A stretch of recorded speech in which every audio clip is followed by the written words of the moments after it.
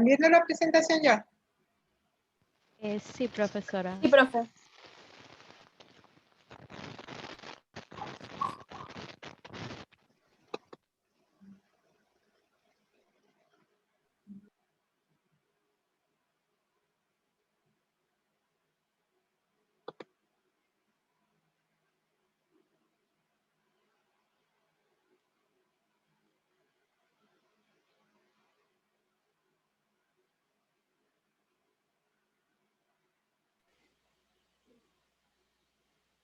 Bueno, hoy vamos a comenzar entonces con el momento teórico. ¿Ok? Se supone que ya todos hicieron ya la parte del momento empírico, hicieron sus tareas. Hay algunos que me han dicho que no han podido montar la... Yo tengo preguntas todavía. ¿Todavía tienes preguntas, Saúl? Sí, pero específicamente de lo que hice, que tengo dudas de que si está bien o mal, pues. De lo que hiciste en relación A la justificación y la delimitación. Bueno, la delimitación no, es más un par de cosititas de la justificación. Pero vamos a dejarlo para el final de la clase. Sí, ¿Ok? no tengo apuro. Yo las marqué en el texto para preguntarle directamente. Ok, no hay problema. Vamos a comenzar con la parte de lo que son... Siempre me gusta que ustedes vean esta lámina, que es el proceso de la investigación científica y cómo los momentos están interrelacionados. Entonces, el momento empírico, que es el capítulo 1, lo que nosotros llamamos planteamiento y formulación del problema, ya sobre eso hablamos. El momento teórico, que es el que vamos a comenzar a hacer las tareas del momento teórico, el momento metodológico y el momento lógico final. Todo el proceso es un proceso que se da uno en un momento determinado, cada uno de ellos.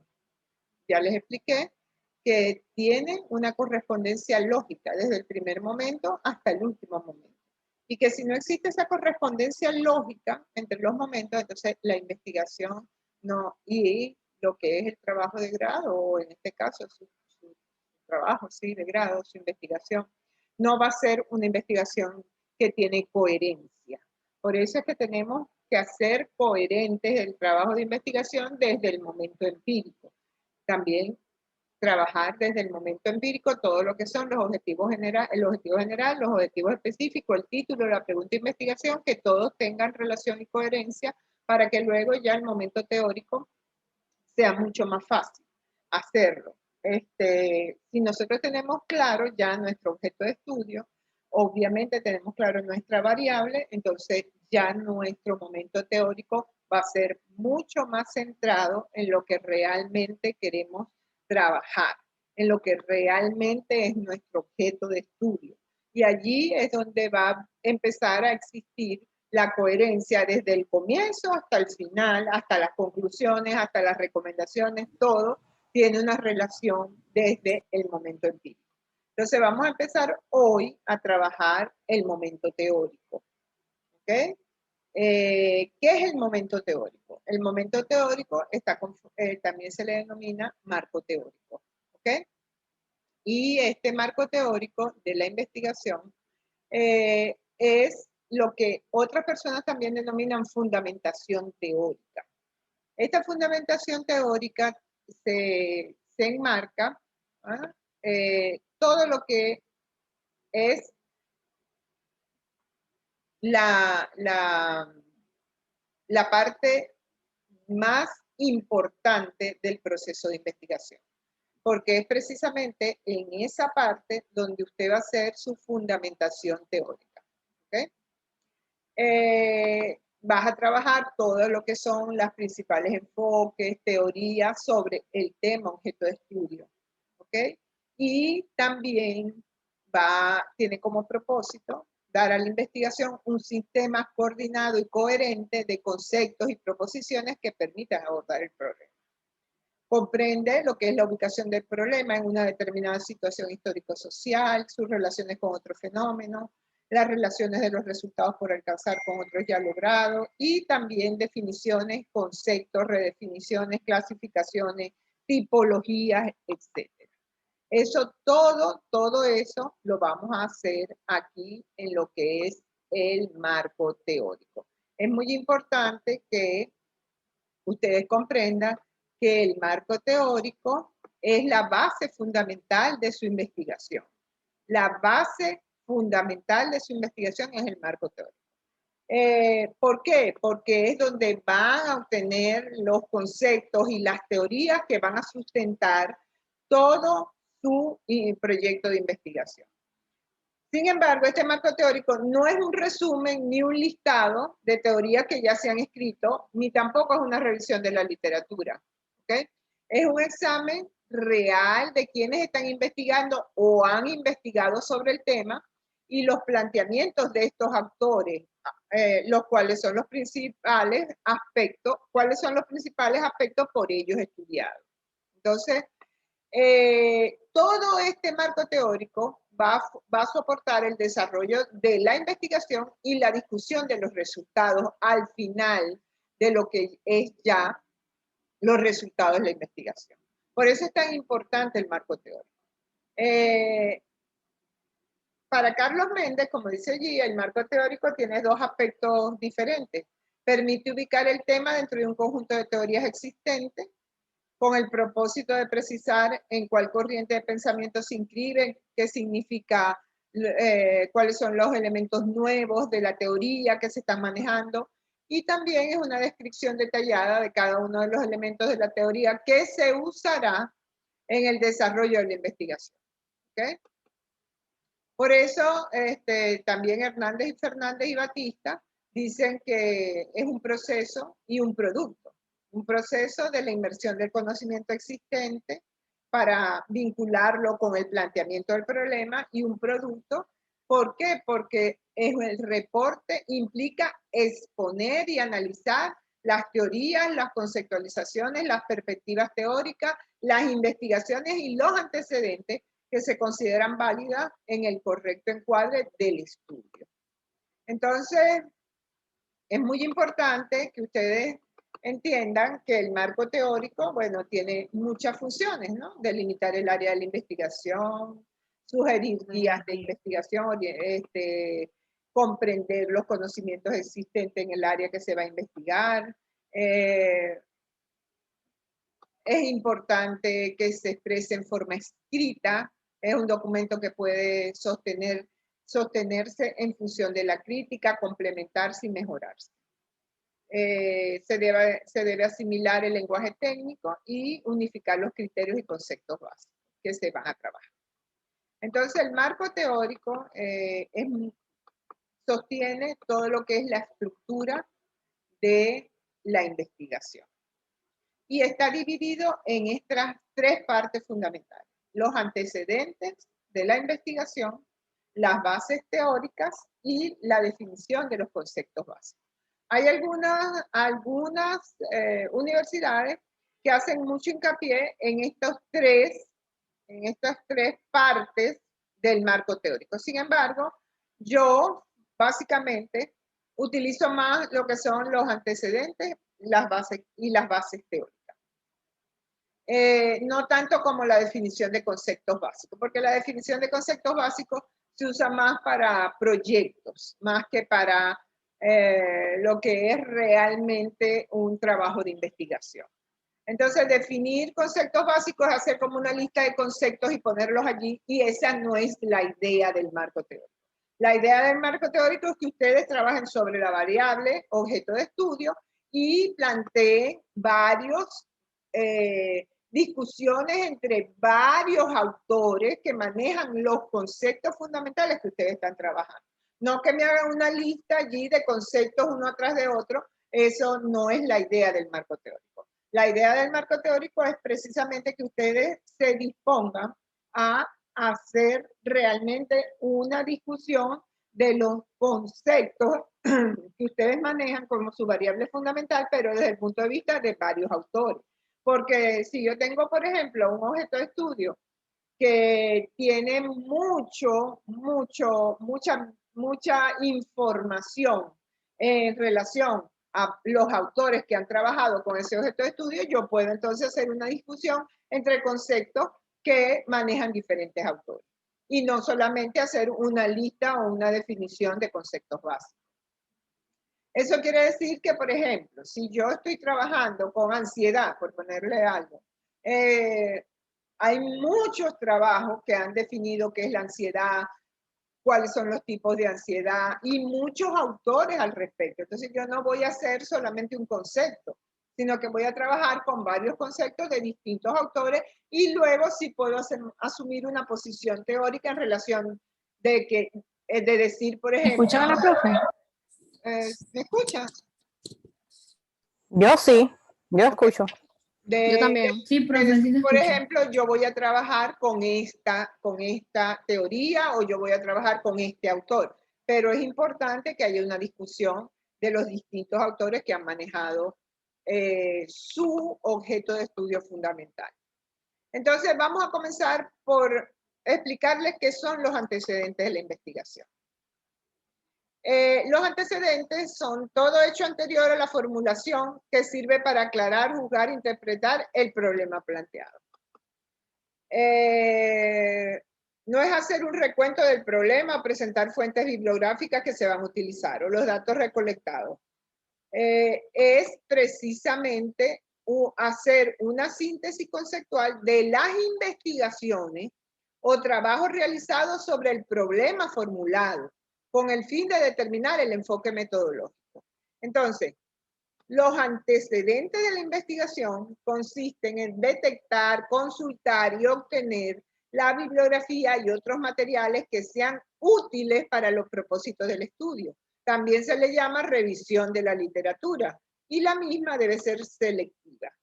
Es decir, que los antecedentes de la investigación, en el caso de algunos trabajos para licenciatura, pueden ser otras tesis de licenciatura o otros artículos científicos que hablen o que estudien su objeto de estudio.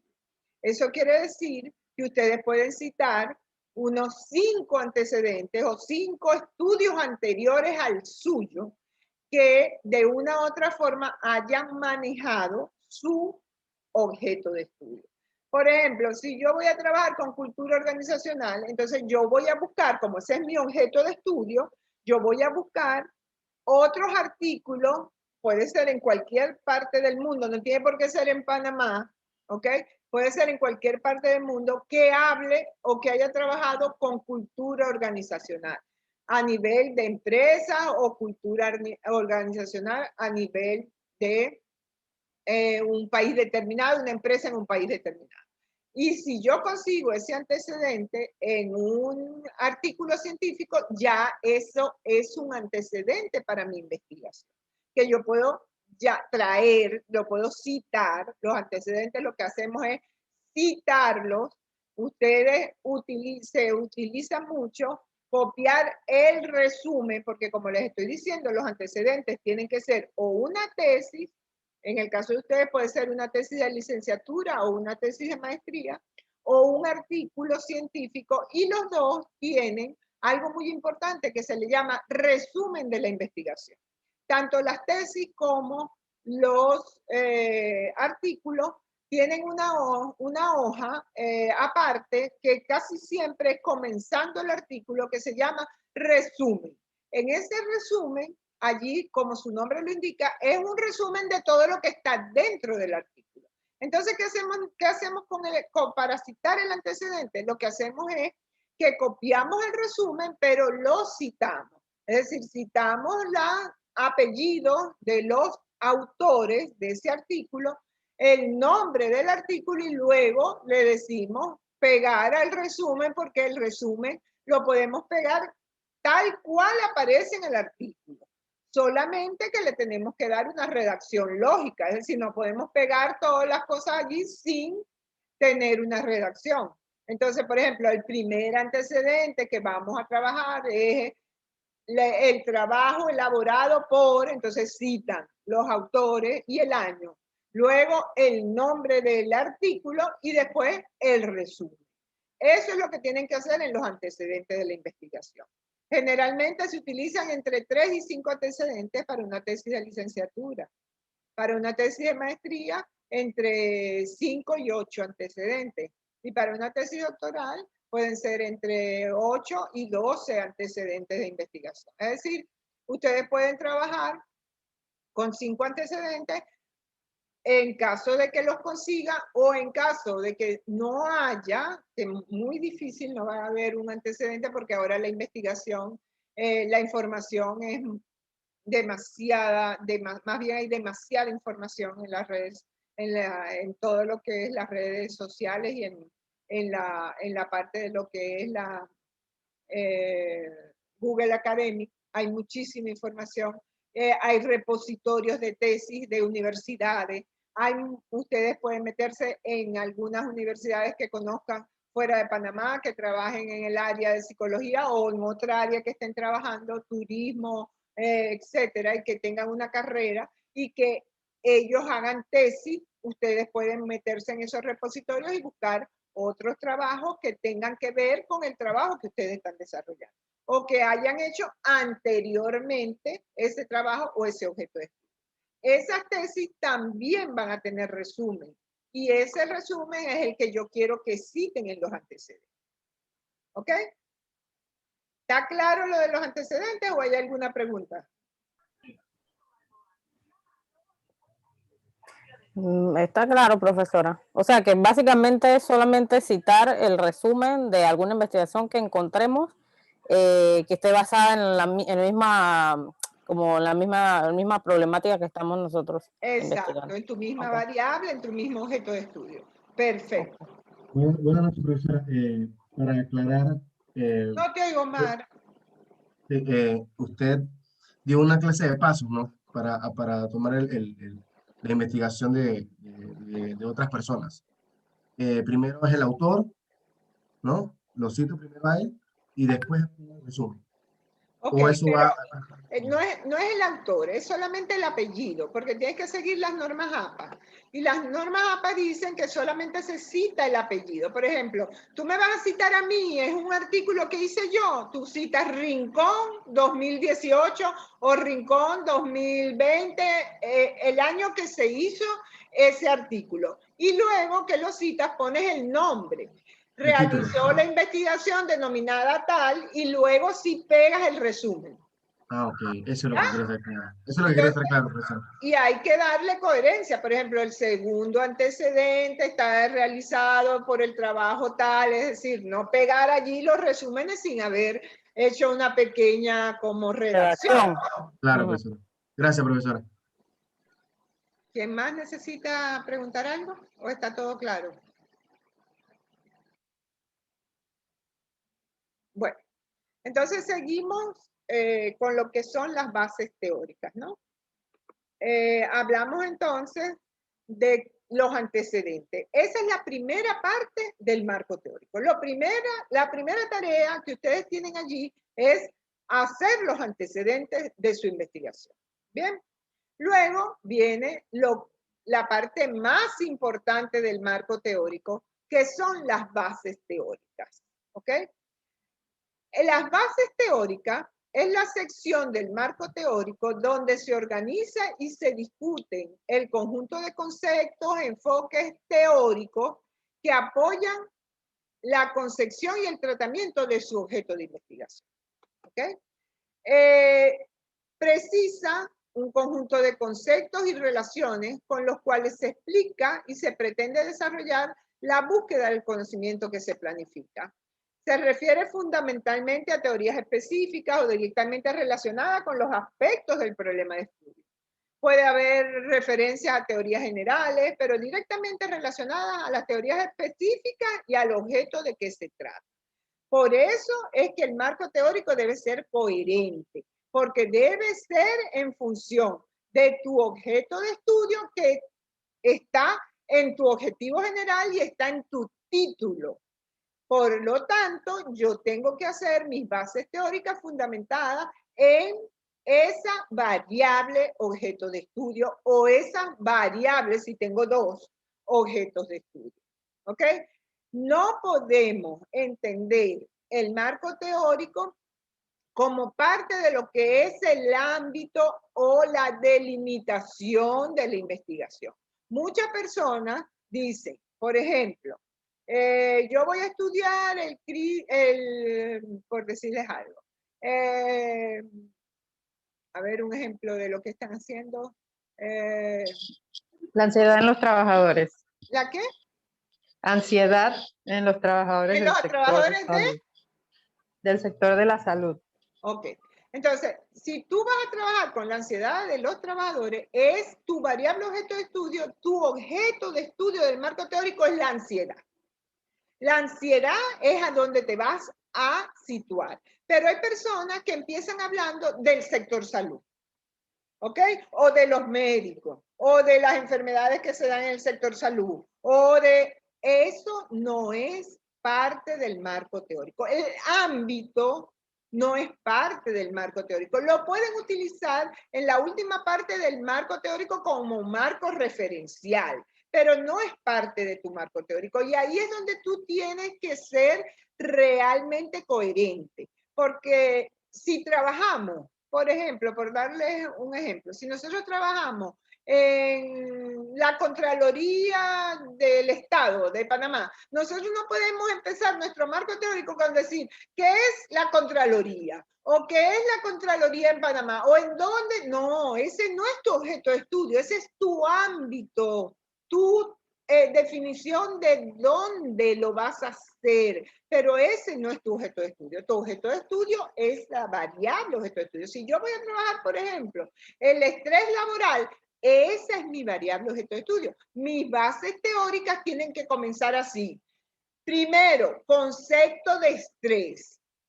Segundo, concepto de estrés laboral. Tercero, tipos de estrés laboral. Cuarto, aspectos fundamentales o causas del estrés laboral. Todo tiene que estar relacionado con tu objeto de estudio. Y para eso yo siempre les digo a todos mis estudiantes que para hacer las bases teóricas, lo primero que tienen que hacer es un esquema relacionado a su objeto de estudio. Si ustedes quieren hacer al final un ámbito referencial en relación a donde están trabajando, eso es otra cosa, pero no pueden ponerme como parte de su bases teóricas en dónde lo van a hacer. Por ejemplo, si yo voy a trabajar estoy haciendo un trabajo de turismo y voy a trabajar en los resorts, no es parte de las bases teóricas explicar qué es un resort, cuántos tipos de resort hay. No, ese es donde tú vas a hacer la investigación. Pero ¿qué es lo que vas a trabajar de los resorts? Ah, no, yo voy a trabajar el clima organizacional en los resorts. Ah, entonces tu objeto de estudio es clima organizacional. Entonces tienes que empezar. Concepto de clima organizacional. ¿Cuáles son los aspectos fundamentales del clima organizacional? Según varios autores, porque no solamente vas a trabajar conceptos de clima organizacional de una sola persona, vas a trabajar conceptos de clima organizacional de varios autores que ya tienen muchísimos años trabajando con clima organizacional. Entonces, no es solamente decir qué es la ansiedad a partir de un solo autor, sino este autor define la ansiedad como tal, pero este autor la define de tal manera. A este otro autor le agrega al concepto este elemento y así ustedes van haciendo una discusión de lo que son sus bases teóricas, partiendo primero de un esquema. Ustedes hacen un esquema del marco teórico basado en su objeto de estudio. Por eso muchas veces las personas entonces comienzan a hacer marcos teóricos que no tienen que ver con su objeto de estudio porque no lo tienen claro. Y entonces empiezan a hablar de en dónde están haciendo la investigación. Y allí empieza a perder coherencia el trabajo de investigación. Entonces, yo hago una discusión original en relación al conjunto de teorías, requerimientos, características del objeto de estudio. ¿Okay? En un tejido argumental que establece de modo claro y preciso las bases intelectivas que sustentan tanto la concepción del problema y sus diferentes aspectos internos y externos, como aquellas decisiones metodológicas fundamentales que se tomarán en el transcurso de la planificación del proceso de investigación. Pero este marco, esta base teórica es una discusión original de ustedes. Ustedes van entonces a hacer en las bases teóricas primero un esquema. Este es mi esquema de trabajo, profesora. Para su anteproyecto generalmente se pide el esquema. Pero yo quiero que ustedes empiecen a desarrollar su marco teórico y por eso les puse allí que hicieran de 5 a 8 páginas de sus bases teóricas. Eso implica empezar ya a llenar el esquema en los aspectos fundamentales que ustedes están trabajando sobre su base teórica.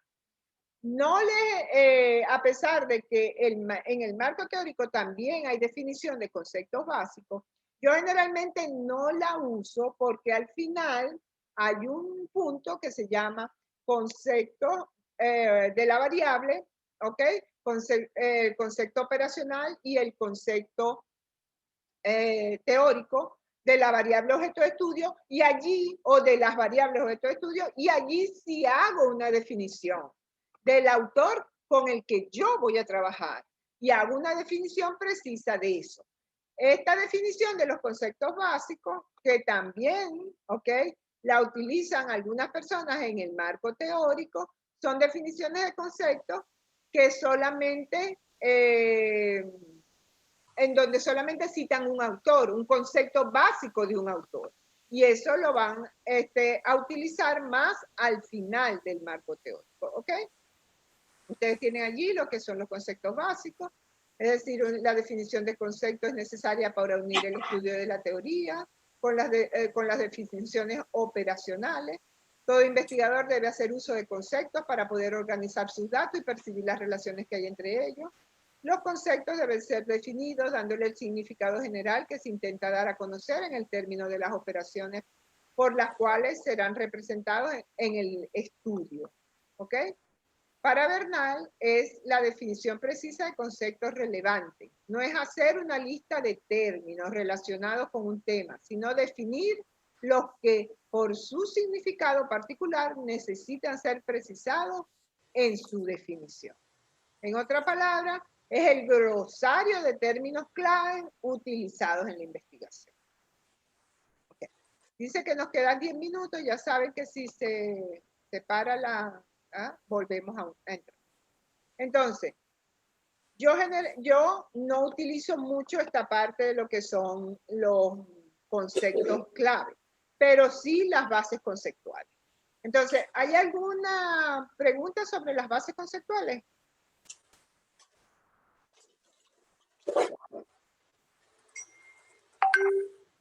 No por el momento, profe. Ok, hasta ahorita todo está claro. Lo que tenemos Profe, que hacer... Yo tengo una duda. Ok. Es que la clase pasada, ni mi compañera ni yo nos pudimos conectar, que estaban hablando sobre la justificación. Sí. Entonces, nosotras la hicimos, pero en otro curso, metodología, nos enseñaron que la justificación se hace como dirigida, como un párrafo que se le aporta a los estudiantes, otro párrafo al centro en el que se va a hacer la investigación, y el último es para la sociedad. Entonces lo hicimos así, pero no sé si eso está bien. ¿Se lo leo? En este momento vamos a terminar la clase y luego vamos a ir a las preguntas y a las observaciones que tienen en relación a la justificación. Yo expliqué muy bien de qué se trataba la justificación en la clase, pero al final lo vamos a retomar, ¿ok? Para que ustedes puedan hacer su pregunta. Aquí en este momento es para que ustedes entiendan lo que tienen que hacer en esta parte del momento teórico, porque si no le ponen atención, luego entonces tienen muchas dudas cuando empiecen a hacer las tareas, ¿ok?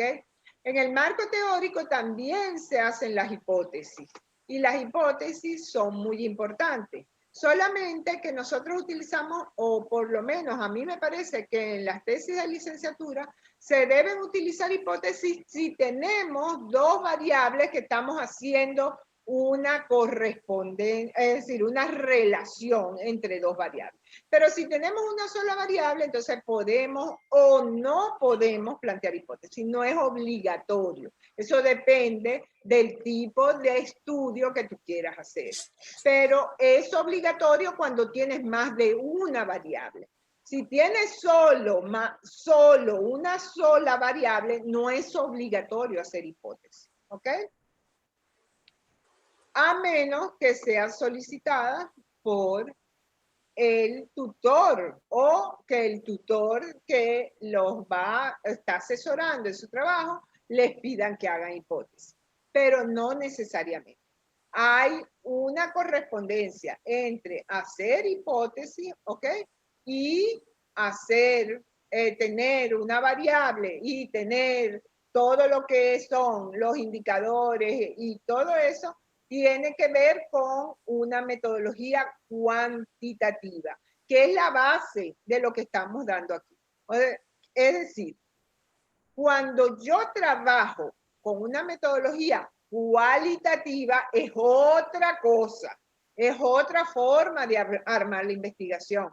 Ni siquiera tenemos objetivos, tenemos propósitos de la investigación. Entonces, no confundan una investigación cuantitativa con una investigación cualitativa. Eso de todas formas lo vamos a ver en el marco metodológico. Pero desde aquí les estoy diciendo que la base fundamental de lo que yo les estoy explicando es en función de una investigación de índole cuantitativo.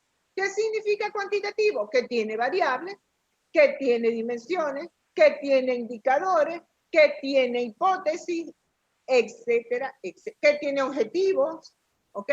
Mientras que las investigaciones de índole cualitativo no tienen objetivos, tienen propósitos, no tienen variables, tienen categorías y subcategorías de análisis, no tienen hipótesis porque no necesitan plantear hipótesis, etcétera. Entonces son estudios totalmente distintos. Por ejemplo, si usted va a hacer un estudio cuantitativo, tiene que tener población y muestra. Mientras que si va a hacer un estudio cualitativo, usted puede tener informantes clave o puede, generalmente se utiliza pequeños grupos de personas que van a ser, o focus group, que van a ser tus informantes clave. Entonces, son metodologías completamente distintas.